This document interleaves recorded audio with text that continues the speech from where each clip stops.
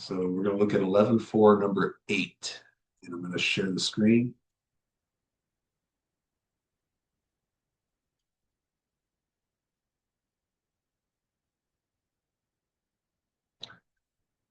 Here we are. The dimensions of a closed rectangular box are measured as 100 centimeters, 50 centimeters, and 70 centimeters, respectively, with the error in each measurement at most 0.2 centimeters. Use differentials to estimate the maximum error in calculating the surface area of the box. So I'm going to copy that information down. I'll change my camera here in a second. This is 11.4, number 8.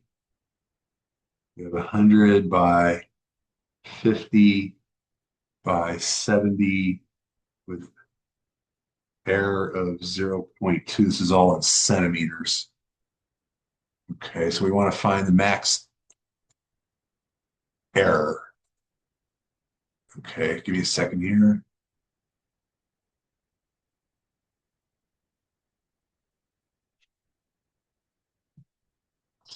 Always puts things to press. Okay, we need a function. And so we need a surface area function. So if I have a box, let's assume that all 6 sides are present. You're going to have well, you're going to have 6 sides, and you're going to have two well, I guess you're going to have 3 pairs of two identical rectangles. And so what I'll do is I'll just use W, L, and H as length, width, and height and surface area. And so I'll use S for surface area. Now I need to be a little clever here. I'm going to have two rectangles that are W times L. I'm going to have two rectangles that are W times H. I'm going to have two rectangles that are L times H. Okay. Stop me if you have any concerns about that. And what I'm going to do next is I'm going to do the derivative. I'm going to do the differentials. Actually, I'll just use ds. It'll be, in general, it'll be S sub W dW plus S sub H dH plus S sub L dL. And so the partial with respect to W is going to be 2L plus 2H dW. With respect to H, it's going to be 2W and 2L dH. And with respect to L, I'm going to have 2W and 2H. But again, make sure if you have any questions on how I got that, let me know. And I'm using script L because otherwise it looks like a. And so then we just pop our numbers in. The error on all 3 sides are the same. It's going to be 0.2. Should have 0 there.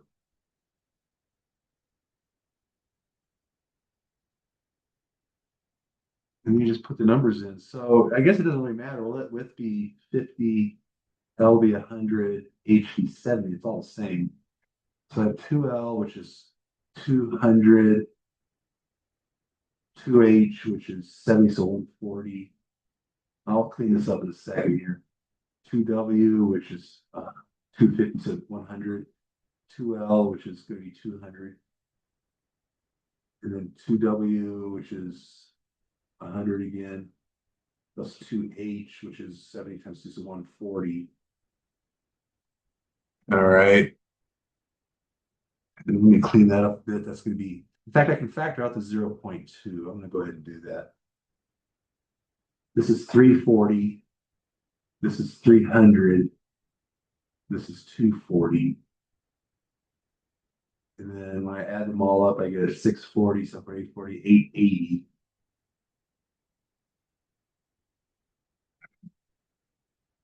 And 880 times 0.2 should be 17.6. Let me double check that. 176. All right. And that is the potential error. That's actually square centimeters.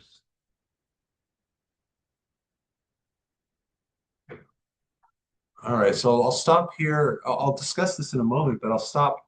Are there any procedural questions? Are there any questions like how did I get a number? How did I set something up? Kind of like the nuts and bolts. Does this make sense? If so, okay, great. Um, I'd like to kind of show you, let's just run some numbers. So the surface area, if everything was exact, it'd be a 50 times 100 times 70.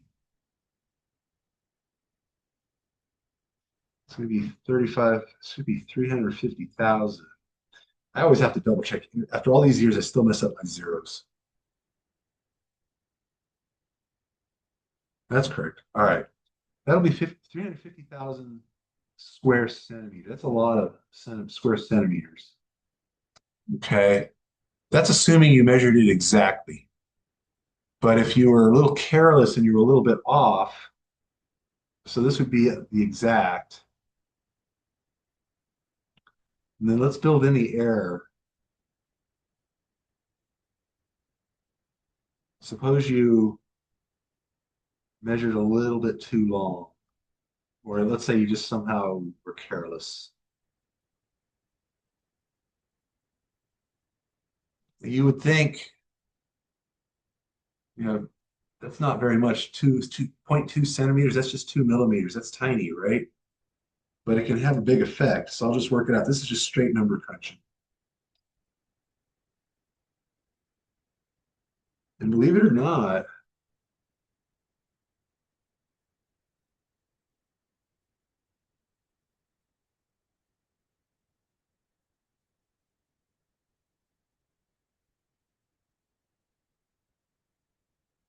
interesting. I think I made a mistake on my numbers here. So give me a second.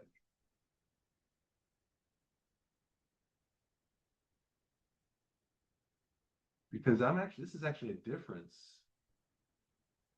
If I subtract these two, this is 3,108.808. In other words, if I was exact, I get 350,000. And then if I measure just a tad long, I got this number.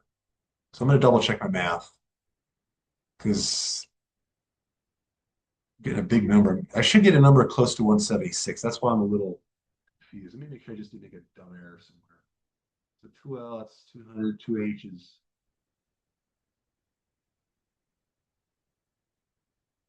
40. All right.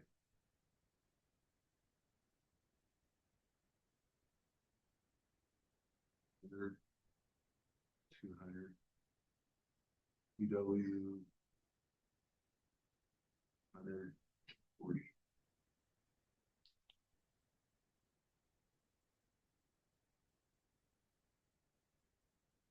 Oh, all right.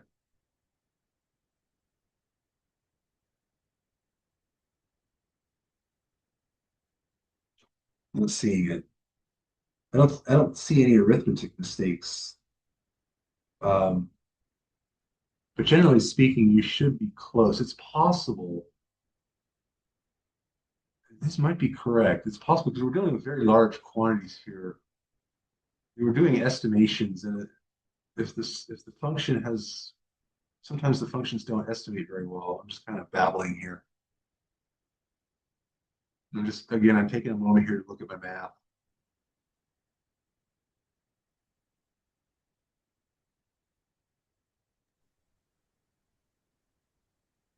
Would the maximum difference maybe have been different if one of them was off by a -2 instead of a +2 or something like Well, that? it should, I mean, I could work it out like by 48.8, 98, I'm sorry, 49.8.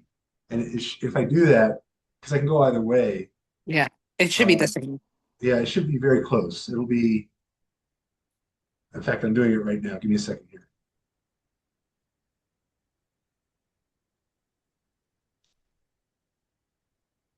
Yeah, it'll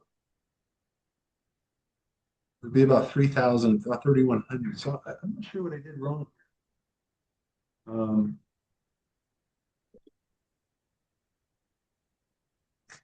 it's gonna bug me. I'm gonna look up something here.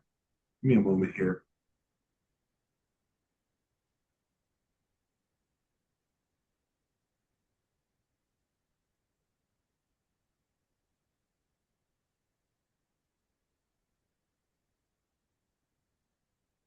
That's correct. That's bizarre. All right. The math is solid. I don't see any mistakes with the math. The only reason I'm doubting myself is because these usually are pretty close. This is an estimation of the approximate error, and this would be the actual. Oh, oh, for God's sakes. Uh, okay. Do you see my error? I see the error now. I calculated volume. Yeah. How embarrassing. All right, well, I'll just do this every step. You guys have to tell me that, all right? So I'll do it real quick. Let's see. I'm just going to punch these numbers out. The W is the 50, the L is the 100, and the H is the 70. So I'm just going to punch these numbers in right here. I'm not going to write them. I'm just going to do it exactly. So 2 times 50 times 100 plus 2 times 50 times 70 plus 2 times 70 times 100. So, okay, that would be 31,000 square centimeters. Now, that's the exact. Now, if I build in the error, so I'm going to take these numbers here up here, and I'm going to use, instead of using 50, 100, and 70, I'm going to use 50.2, 100.2, and so on. So give me a second here.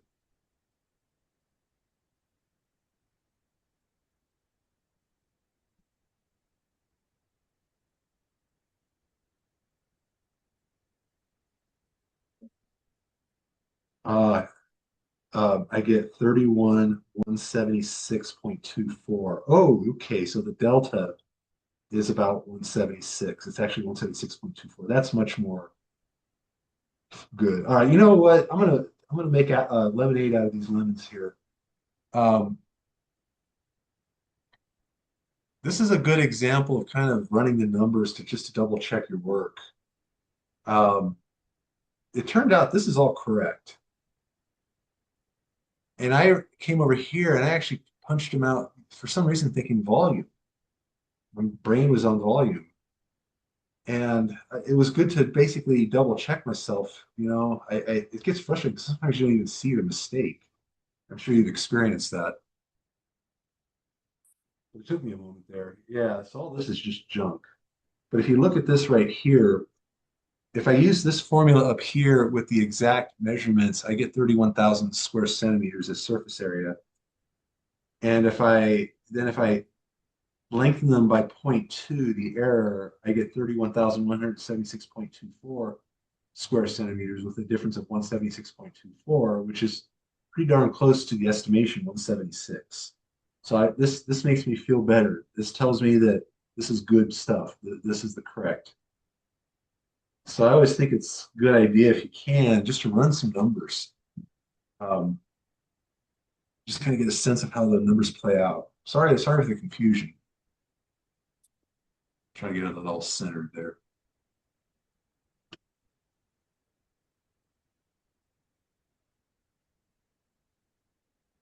There we go. Okay. This is 11.6 number 2. And we have Yes. this actually four-dimensional function. It's got 3 input variables and 1 output variable.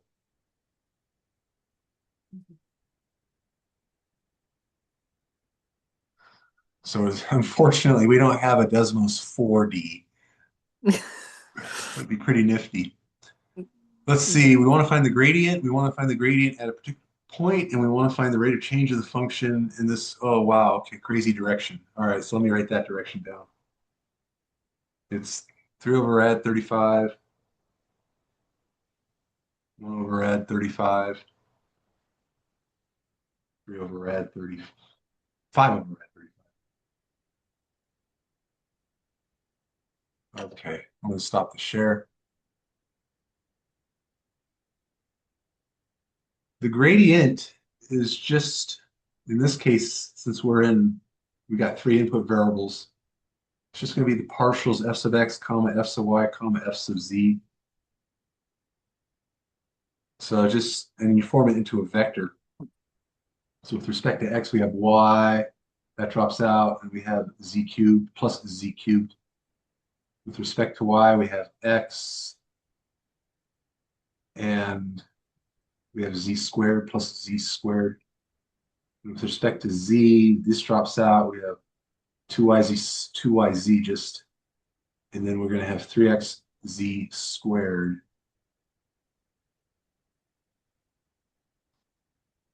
All right. That's just the gradient. That's the general gradient. The point that it wanted, I didn't write it down, is 5, negative 5, 3.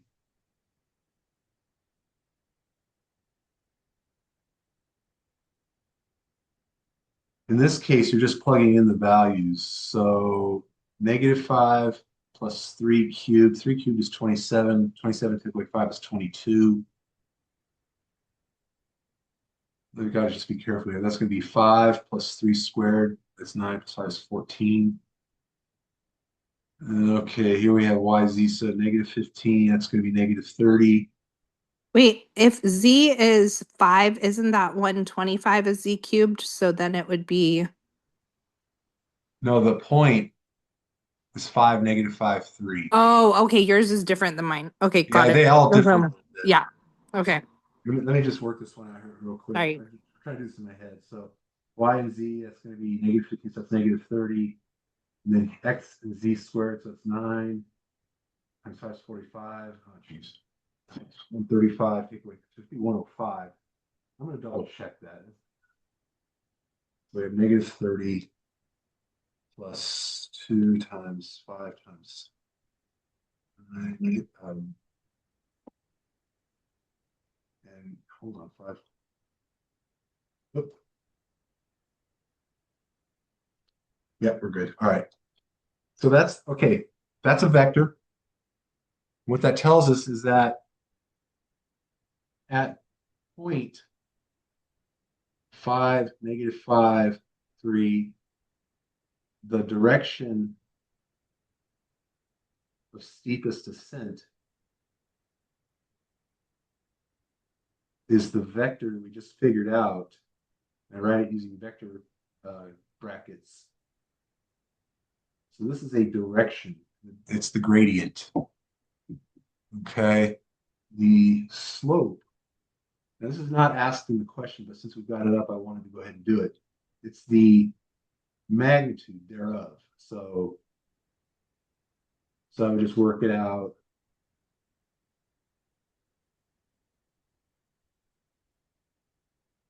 And you can probably just leave it like that, but I'm gonna go ahead and figure it out.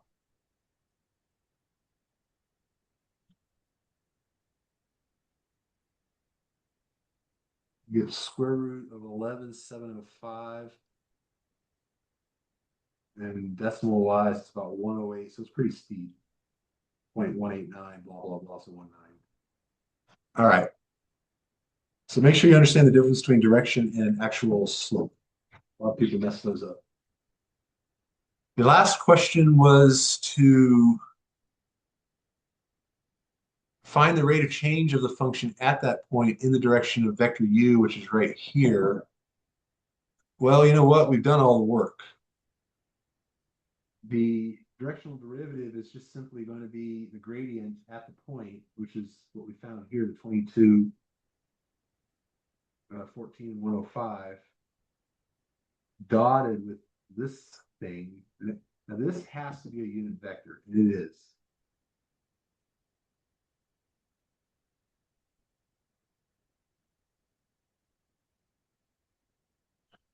Oh, geez. You get 6. So everything's going to be, it's all going to be over rad 35.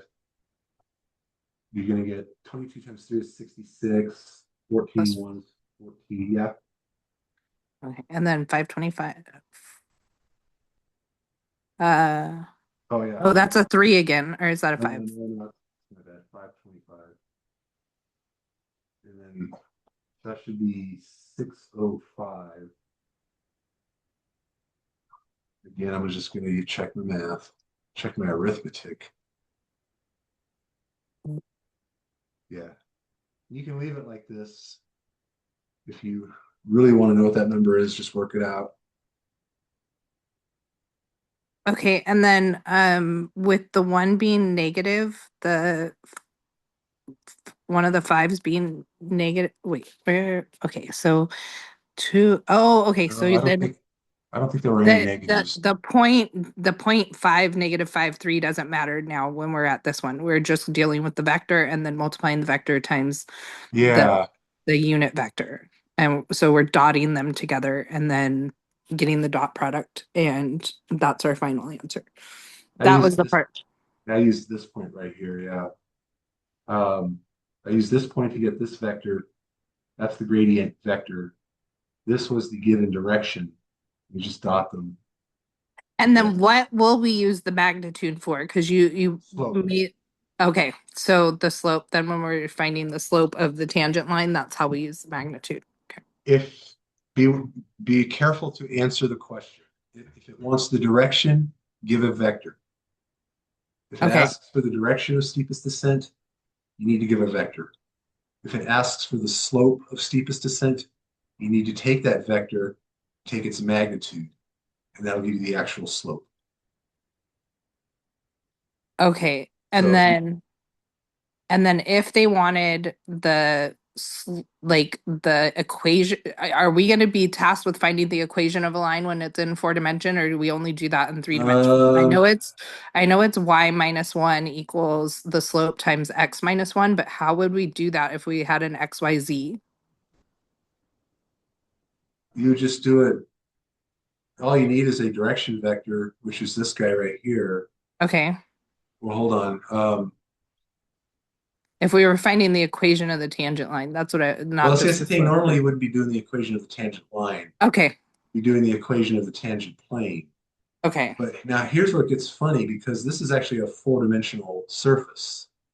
So the tangent, think about it. In a three-dimensional surface, you have a tangent plane, right? In a two-dimensional curve has a tangent line. A three-dimensional a surface in R3 has a two-dimensional tangent plane. This thing, whatever it looks like, lives in R4. So what's going to be tangent to it is going to be a tangent space. Can you sense that? I understand it when you said it. That didn't naturally come to um like come to me, but I understand. I get the 3 dimensional part because you said that when we were taking the derivatives of a 4 dimensional that we get a 3 dimensional shape. And then I understand that we would have a tangent plane because you would have a whole plane that would go that would touch the edge of the surface of the shape. So I don't really understand the space part. Like I get what you were saying, but I can't visualize Well, that's that. the But problem. We're dealing with R4. yeah. Ironically enough, you can still do a line in R4. You just need a pass-through point and you need a direction. And then you just set up three equations. See, the problem is that you still have to get that fourth one. You'd have to work it out for, I don't know, just call this guy W. And you have Mhm. to get a value for W. So you actually have four parts to the point. So it's not that hard to do. We just need to basically figure out what the fourth coordinate is. And normally, oh geez, And then that would be like time or temperature or something that we well, couldn't yeah, it would visualize, just be right? it would be something that, well, it would be something that is orthogonal to the first three. Okay. See, that's the tricky part. It just needs to be an independent variable relative to the first three. It's very hard to visualize. Mhm. Um, you can sometimes work it out by analogy. Normally, I wouldn't really waste time trying to find equation of a line in R4. That's the kind of thing you do in linear algebra. Okay. um, you can do it. It's not that hard. I mean, I'm thinking you have to you need the full coordinates, though, and then you need an extra component here. And I have to kind of think about how you go about doing that. But it wouldn't be that hard to set up because you set it up just like you do a line in R2. Yeah, just when I think of slope, I think of the slope as something that's giving me, the slope of either a line or, like you said, the plane. So I was just asking like how we would like there are a lot of questions that we have where we have to find the slope and then it's like, okay, what's the equation of the line? So is there Well, we wouldn't be tasked again, with finding the equation of the plane then that was tangent to that that was.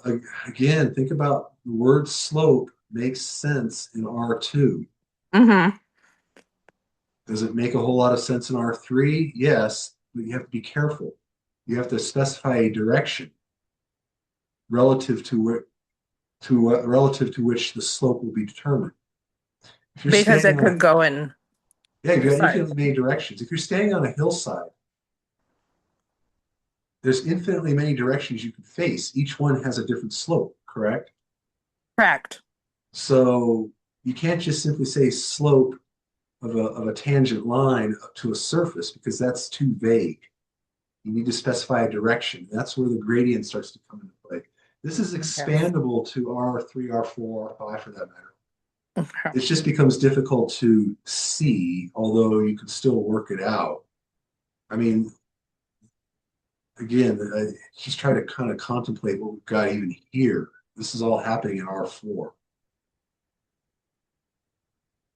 So, because this is actually a direction in R3, but the surface lives in R. Well, okay, the surface is embedded in R4, and there's no way to visualize it. I'm sorry. You can visualize it with cross sections, but that's about it. You don't see the full surface. Okay. So, yeah, I don't. I'm sorry. Can't really go beyond that. Okay. Um, all right. Any other questions on this one? I'm going to share the screen real quick.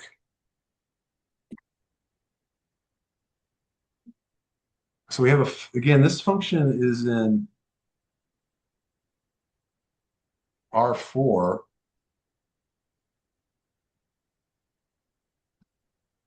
The point is this time it's 5, -5, -3. And we want the max rate of change in the direction.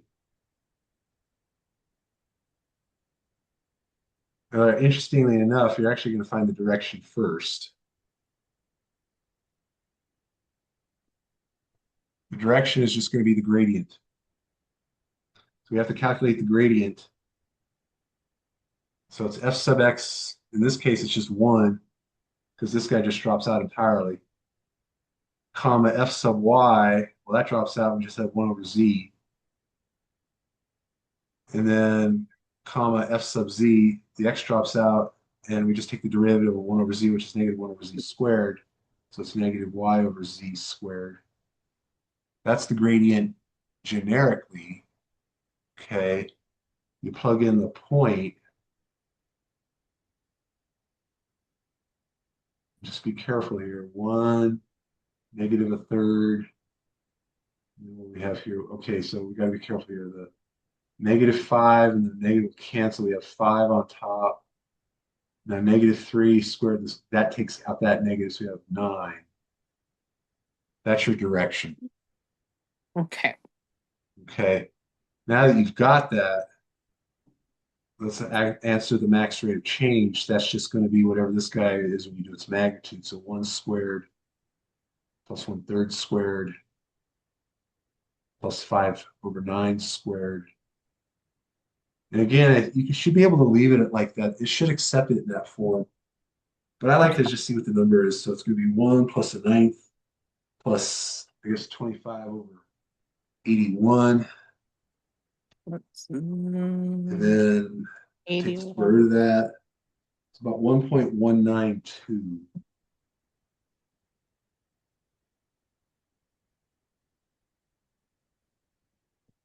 There you go.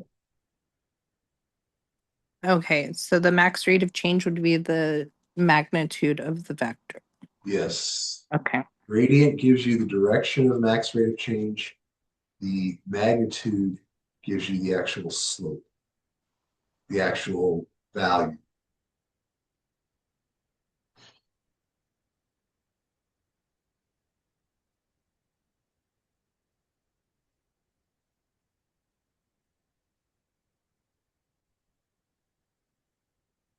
All right.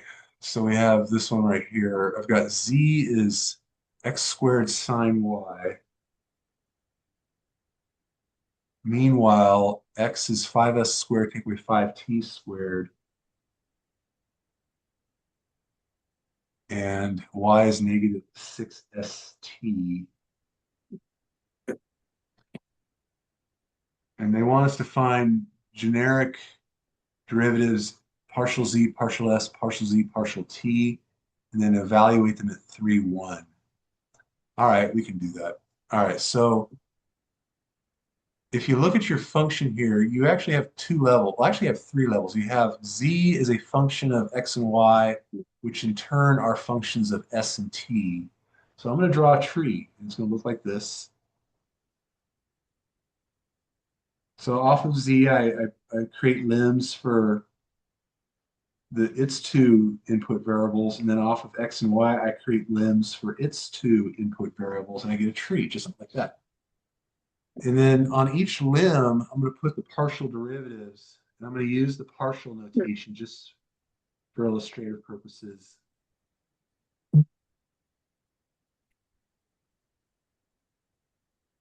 And by the way, these are not twos, they're partials.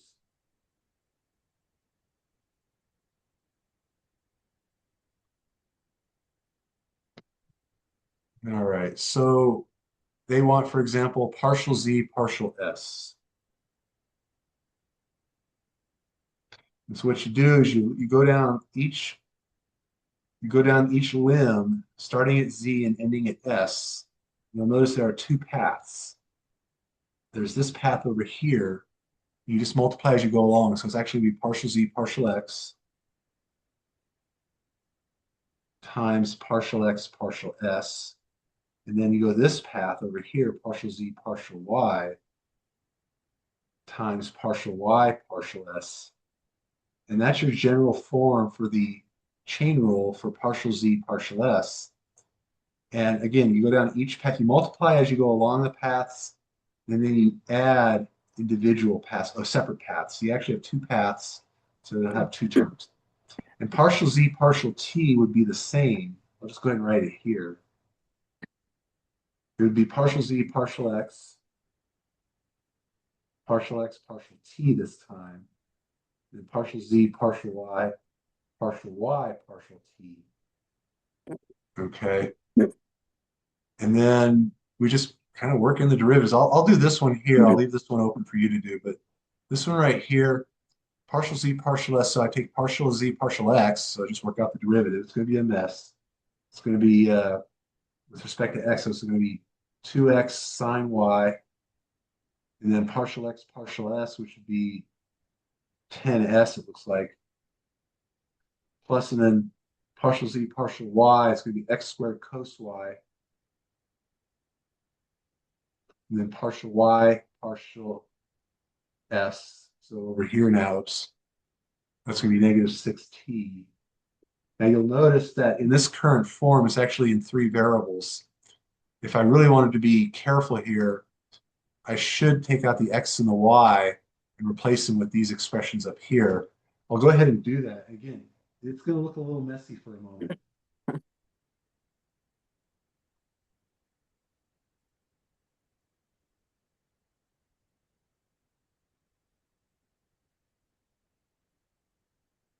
This is now getting everything in terms of s and t.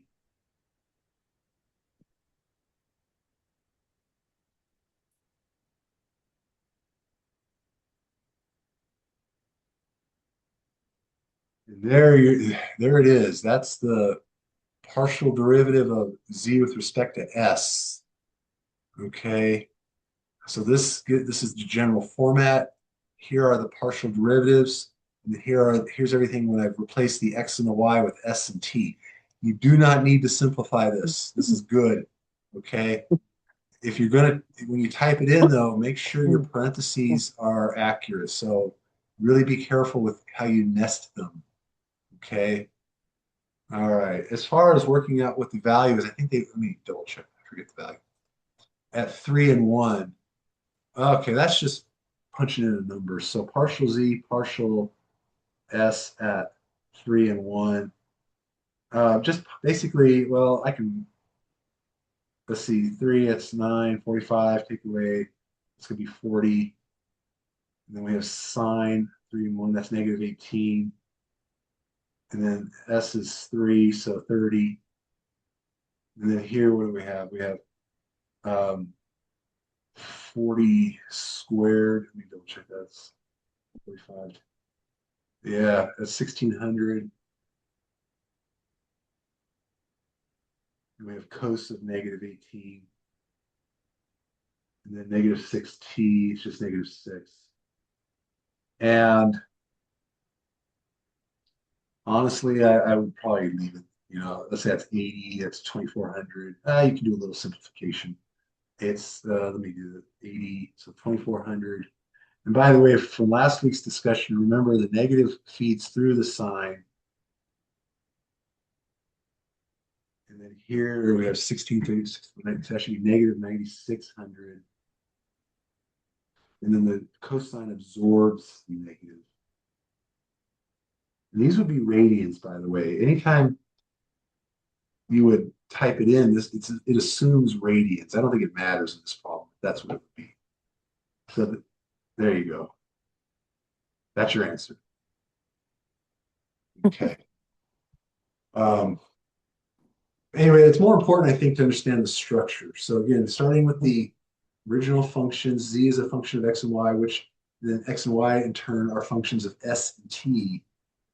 This is how the derivatives will play out structurally, and that will help you establish the partial derivative formats.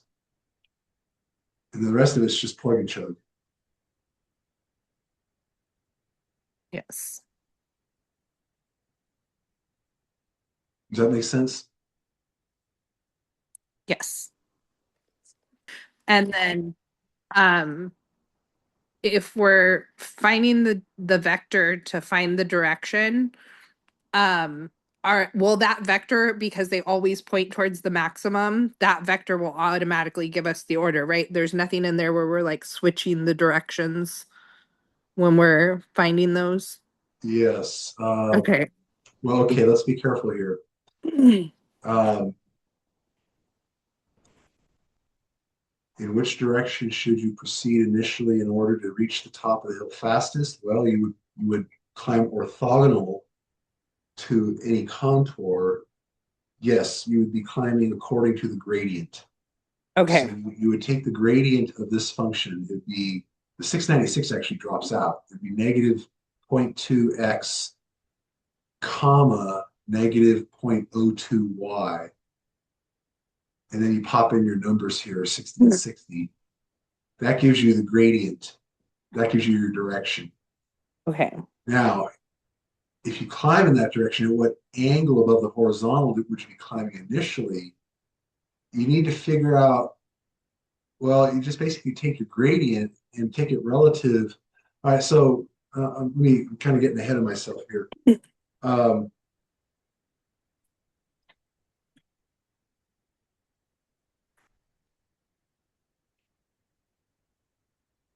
you're going to get a two-part gradient. Yeah, let's just do this problem. Okay. I'm starting to, let me copy the question down. This is 11, 6, number 9.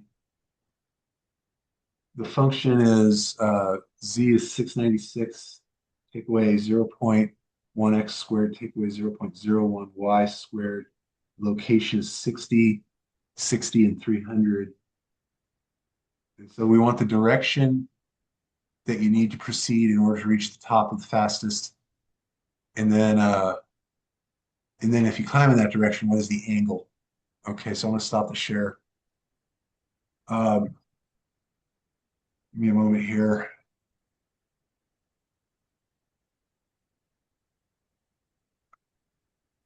Okay. Um, all right, so the direction of max increase, max ascent is just the gradient. So let's figure out the general gradient, which I was verbalizing. I'll just do it right now. That's the general gradient. Now we pop in, oops, we only have room for 60 and 60. So we have 60 times 0.2, which should be 12, so negative 12. And 60 times 0.02, which should be negative 0.12, 1.2. And as usual, I'm going to check. I'm good at math, not with numbers. I like to joke. Yeah. Yeah, we're correct. All right. So that's your direction. Notice that the direction is in R2. You're actually on a hill in R3, aren't you? Yeah. So this direction is, if you wanted to visualize it, this direction is, um,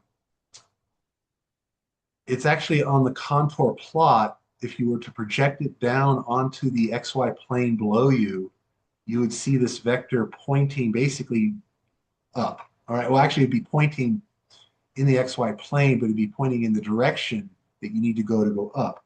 Now, the actual slope is the magnitude of this guy. Oops. So let's do it. The negatives just go away. I'll write it. Let's do it real quick. And 44 and 0.144.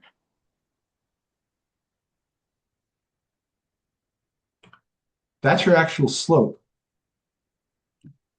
And this is relative per unit of movement in this direction. So in fact, I can kind of draw it here. You have your direction. This was this guy right here, the negative 12, negative 1.2. I'm just drawing a generic arrow. And then you have your slope, which is going up like that. And so this is per unit. So you could almost make a vector out of this as this comma one or something like that. Anyway, it basically just becomes an arctan because oops, I should draw it this way. You're going up this much relative to that much. So the arctan, because you want the opposite over the adjacent of this. Now your calculator, again, if you type it in this way, it should be accepted. If you type it in your calculator, make sure you're in radian mode because the arctan always works in radians. So I would do arctan rad 145.44. Bada boom. It's about 1.488 radians. I'm just curious. I'm going to try something here. If you want to know what that is in degrees, it's about 85 degrees. About 85.26 degrees. So, all right. So even though the direction, the vector is negative, we're still going towards the maximum because we're that was what was confusing to me, is that we have two negative Well, that's fine. It's still okay. pointing you in the, remember, this is in R2. Okay. You're on a hill in R3. So you can almost just say, hey, this is to the, if you use your XY plane as like north, south, east, and west, this would be to the west and south. So this would be movement in the southwest direction, but you can still go uphill in the southwest direction, can't you?